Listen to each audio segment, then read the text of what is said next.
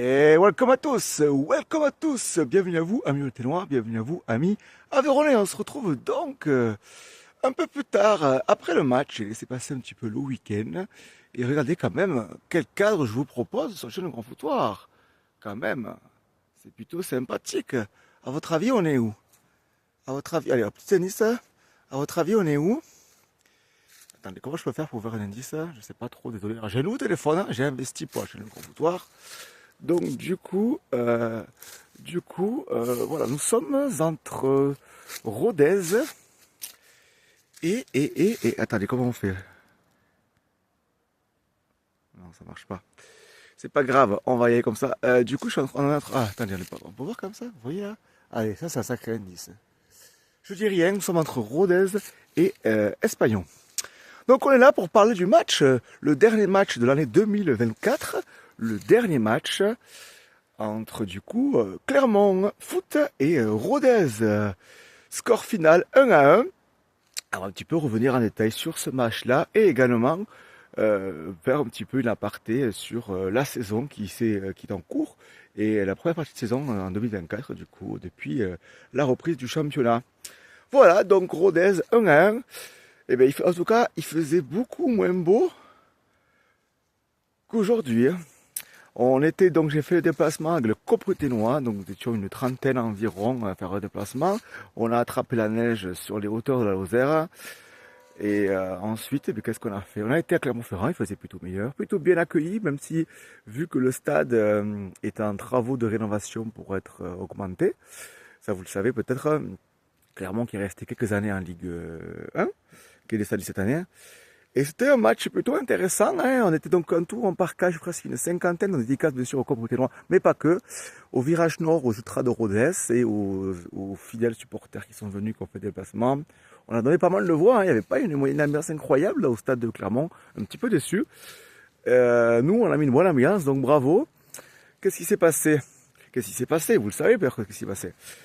Eh bien, c'était en plus un vendredi 13 en plus. Alors, imaginez un vendredi 13. On a eu de la chatte. Merci Lionel Impassi. Merci à Lionel Impassi qui avait fait un match. Un match. Il a dégoûté les attaquants de Clermontois. Vraiment, les Auvergnats, il les a dégoûtés. Que des parades qu'il a faites. Franchement, bravo à toi, GG et Lionel. Quel gardien. Quel gardien. Tu le mérites vraiment. Ça nous a fait plaisir. Tu nous as sauvé les meubles parce que quand même, ce match-là, c'est compliqué. Hein. J'ai entendu dire que je crois que c'est Lionel Pasti qui disait que on sentait qu'ils étaient un peu fatigués des derniers matchs qui s'est passé. Ils ont mis beaucoup d'énergie. On va dire que les fêtes arrivent parfaitement pour un petit peu qui rechargent un petit peu leur batterie. Donc, Rodez, avant la mi-temps, a marqué sur un but de Abdallah. Incroyable, Abdallah. Et je crois que c'est son premier but de la saison. Vous me direz si je me trompe, parce que je n'ai pas la science infuse. Vous direz si je me trompe, mais je crois que c'est Abdallah qui a marqué et qui a marqué son premier but de la saison. Donc à la mi-temps, 1-0, on se dit waouh, on s'en sort bien. on prend, pour il faut avoir la chance. On prend. Mais en deuxième mi-temps, quand même, je pense que Santini il a gueulé à la mi-temps. Et Santini, son staff, a gueulé à la mi-temps parce que quand même, c'était pas incroyable ce qui s'est passé. C'était pas le plus beau match de Rodez. Mais en tout cas, on a été plutôt solide et ça c'est important. À noter qu'il n'y avait pas toujours un CADA et que quand même, j'espère que tu reviendras en CADA parce qu'à l'année prochaine en pleine forme parce que tu nous manques, parce que tu es très performant et là du coup on sent que tu es pas là et l'absence se fait ressentir. Mais globalement, on a quand même été en difficulté par Clermont qui est une très belle équipe. Je pensais pas qu'elle était aussi bonne que ça. Je pense que dans l'année prochaine, les prochains matchs retour, je pense que Clermont-Ferrand va monter vachement. Je vois bien un barragiste Clermont. Je vois bien mon barragiste pour le futur de la saison. Et ils ont eu notamment une double occasion incroyable de l'attaquant, je sais pas comment il s'appelle, de Clermont. Une frappe sur la barre et une tête juste après sur la barre. Donc on tient 1-0-0, on tient le 1-0, on se dit ouais, ça va passer. Mais quand même Clermont-Ferrand, c'était quand même costaud, ça jouait bien franchement, ça jouait très bien. Et du coup, au final, on a pris un but logiquement. C'est un petit peu la marque de fabrique de nos Ruténois, de nos sons et or. On a pris ce but un peu à la fin, mais qui est en vrai véritablement qui est logique. Hein. 1-1, mais quand même à la dernière seconde, on aurait pu faire le hold-up du siècle. On aurait pu marquer sur une dernière action, une frappe sur le poteau. Mais bon, on va dire que le 1-1 est un peu frustrant parce qu'on se fait revenir au score, mais quand même, globalement, on va pas se mentir, ça reste un beau résultat à Clermont-Ferrand. Je pense que toutes les équipes n'iront pas marquer et notamment récupérer un point là-bas. Donc voilà, bravo quand même à tous les gens qui ont fait des placements, Sakaye Sévère. Bravo aussi aux joueurs qui ont venu nous remercier, ça fait plaisir. Vous savez que ça c'est important pour moi. Voilà, donc le grand foutoir évolue. Voilà, donc on va continuer. C'est la dernière vidéo sur le football de Rodez du coup de l'année. Il y en aura d'autres en 2025. Donc petit cadeau pour ceux qui ne savent pas. Donc je suis animateur bénévole en formation pour Radio Temps Rodez, une radio locale associative à Rodez sur le 107 FM pour les Ruténois et les Agronnais. Sinon sur le web radio sur radiotempsrodez.com. Et du coup je fais des chroniques un peu plus sérieuses, un peu plus journalistiques on va dire à la radio. Donc n'hésitez pas à aller voir mon émission 100% foot sur les réseaux sociaux.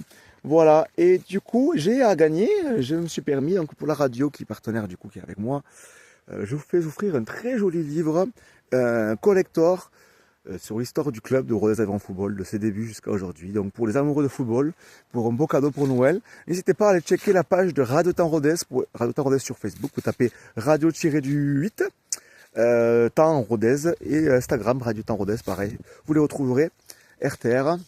Voilà, un petit peu pour la publicité, donc ça peut être un super cadeau. Donc c'est moi qui ferai le tirage au sort, donc ne me soudoyez pas. Ou après je prends les chèques quand même si jamais. Non, je rigole. Voilà, en tout cas merci à vous.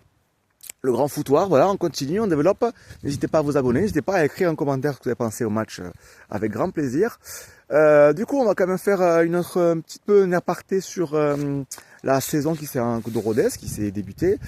En résumé, finalement, on finit mieux qu'on a commencé, puisque après avoir perdu beaucoup de joueurs à l'intersaison, notamment dû à notre magnifique saison dernière, on a fini 4e en barrage pour aller en Ligue 1. Donc du coup, on a perdu beaucoup de joueurs, donc ça a été compliqué au début, on a perdu beaucoup. Je change de main parce que ça fait mal au bras. Alors, on a perdu beaucoup de joueurs, et donc ça a été compliqué pour mettre un petit peu la sauce, la mayonnaise. Et au début, je comprends, beaucoup de gens ont critiqué. Moi, je n'ai pas trop critiqué parce que je savais très bien qu'il fallait du temps pour cette équipe qui se mette en place. Moi, j'ai confiance en Santini. Darbelé aussi, j'ai confiance à toi, Darbelé. Au staff, aux joueurs, à l'entraîneur, à tout le monde d'ailleurs, en vrai. Ensemble, c'est tout, comme on dit. Donc clairement, j'ai confiance en vous pour vous bosser bien, on le sait. On n'est pas la meilleure équipe du monde, on ne le sera jamais, mais on a des bonnes valeurs et les joueurs ont compris ça. Il leur fallait quelques matchs, on a perdu beaucoup de matchs, manque de confiance. Il fallait que les joueurs un petit peu s'habituent un petit peu à la philosophie du club, à l'atmosphère, au cadre, aux supporters, à toute l'ambiance au stade, à tout quoi, à la ville. Je crois que là on est pas mal, hein. On reste sur 9 matchs sans défaite si je ne me trompe pas. Donc franchement, ça fait trop plaisir, clairement. On est sur une belle dynamique. On aurait pu avoir quelques points en plus, c'est rageant. Hein. Mais globalement, on a quand même fait une bonne première partie de saison. On a 11e avec 20 points. C'est pas si mal. On pourrait être plus haut, on pourrait être plus bas. Moi, je pense que... D'ailleurs, n'hésitez pas à écrire en commentaire votre pronostic pour le classement final. Moi, je pense qu'on finira 7e. 7e, c'est pas mal. Un peu avant les barragistes, ça reste pas mal. 7e pour eux, ça serait très bien. 7e avant. Moi, je pense 7e place, ça serait pas mal. Qu'est-ce que vous en pensez? Donc voilà, clairement, la seule ombre au tableau, ça vous le savez, je vais le redire, hein, cette fameuse vidéo qui a fait apparemment tant parler. Je vais en reparler, hein, n'hésitez pas d'ailleurs à me dire ce que vous en pensez sur cette vidéo que j'ai faite sur le match de Coupe de France, le 7e tour à Angoulême. Cette fameuse élimination 2-1 à Angoulême qui me reste encore un petit peu à travers la gorge, il faut dire ce qui est. Où j'ai fait des passements, où j'ai eu des réactions qui étaient, je pense, importantes. Il faut savoir que, voilà, le grand foutoir, on dit les choses. Alors, il paraîtrait que, faut faire attention, j'étais pas insultant, vous le savez tous, sur Rodez, sur le grand foutoir, nous sommes bienveillants, mais on dit ce qu'on a à dire, parce que les supporters sont très bienveillants à Rodez. On sera toujours là pour vous, les gars, les Ruténois, les joueurs de foot, nos joueurs, nos 100 et or et le staff. On sera toujours là pour vous tant que vous mouillez le maillot, tant que vous vous battez. On peut perdre des matchs, on en perdra plein d'autres, c'est normal. Mais là, tant que vous mouillez le maillot, que vous êtes déterminés, que vous jouez ensemble et que vous avez des belles valeurs communes de solidarité, et d'esprit de combativité, d'agressivité et de beaux spectacles. Puisque Santini, bravo à toi. D'ailleurs, je lance l'appel. Je lance l'appel à tout le monde, comme ça, ouais, les gens seront au courant. Je lance l'appel à Lionel Impassi. Si vous pouvez le contacter dans les réseaux sociaux, voilà, Lionel Impassi. Voilà, à l'année prochaine, je voudrais, j'espère, que tu aies l'honneur d'être la première personne invitée, puisque je veux faire augmenter un petit peu la chaîne. Et je veux t'inviter pour une émission de 1 heure. Une émission bienveillante où on parlera de toi, de ton parcours à Rodez, mais pas que. Alors, pas trop au niveau professionnel, pas un truc comme le club Soigneur à Totem.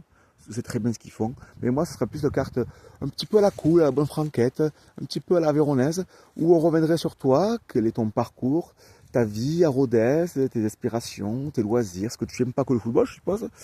Donc voilà, donc n'hésitez pas à lui envoyer un message, à le relancer, à le lancer, voir les conditions. Et alors je ne sais pas comment on pourrait faire. J'aimerais bien en fait t'inviter, pas chez moi encore parce que c'est trop petit, dans ma voiture et faire un format un petit peu comme ça, à la bonne franquette, sans cut, où on parle pendant environ 1 heure. Donc les invitations sont lancées. Est-ce que Lionel Impassi, tu as tout vécu, tu as tout fait à Rodez?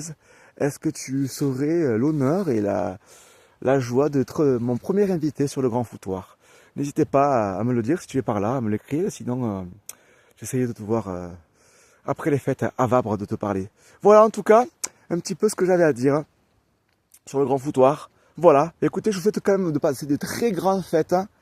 Passer des bons moments en famille, en convivialité entre amis. On s'en fout des cadeaux, le plus important c'est pas ça, c'est le vivre ensemble, c'est passer du temps ensemble. Mangez bien, picolez bien, mais pas trop parce qu'après, eh ben, on le ressent après en janvier, c'est compliqué.